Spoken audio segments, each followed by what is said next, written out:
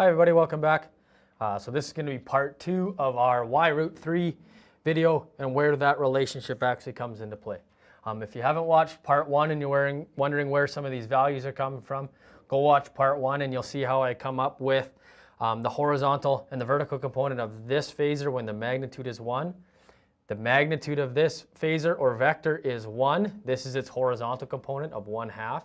And the vertical would be root 3 over 2. If you're already comfortable with that concept, we'll get into this, but if you are wondering where that comes from, that was covered in video 1.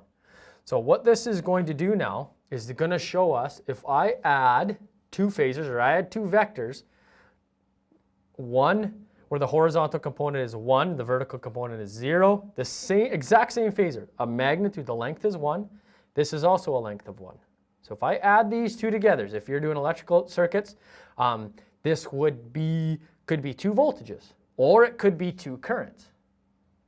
Okay, so what we have to do in order to add these together, we have to add their horizontals together, then add their verticals together. So we'll do the horizontal first.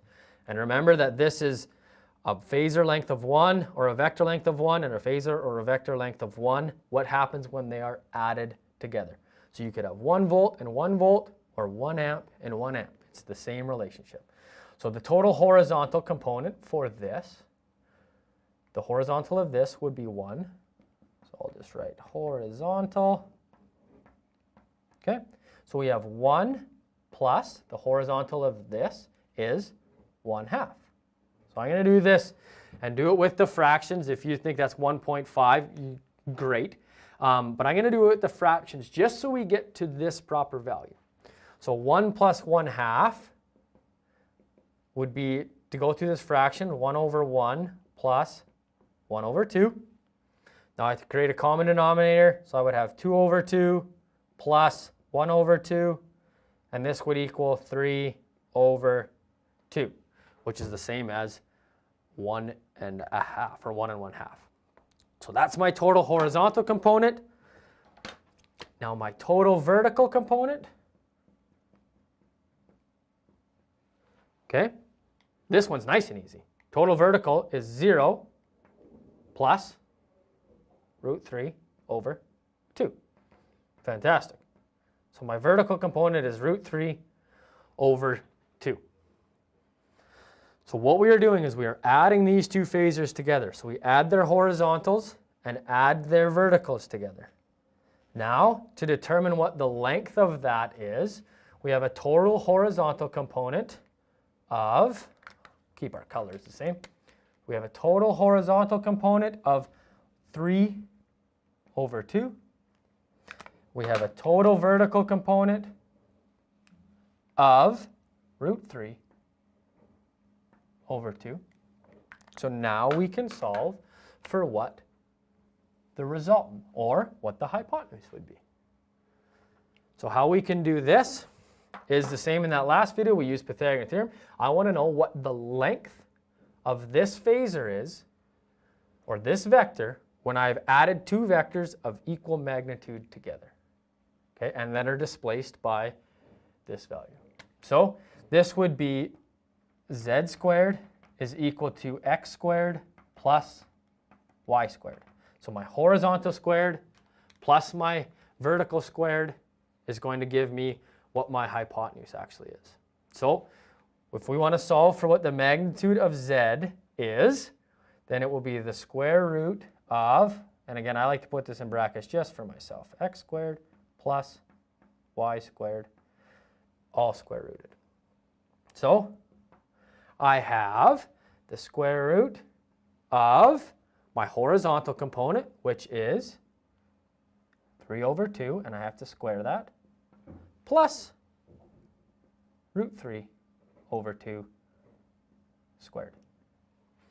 So I'm going to work, I'm going to come up here and I'm going to break down each one. So to simplify this, I need to do 3 over 2 squared, which is the same as 3 over 2 times 3 over 2. So multiplying fractions, this would be my 9. 3 times 3 is 9, over 2 times 2 would be 4. Now, root 3 over 2 squared is also the same as root 3 over 2 times root 3 over 2. Root 3 times root 3, well, is just 3. 2 times 2 again is 4. So what we've come up with now is the square root of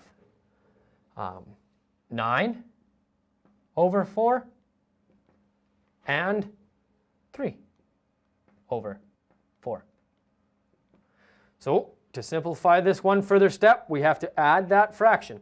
They already have a common denominator, so that's fantastic. And I get the square root of 9 plus 3 will be 12 over 4.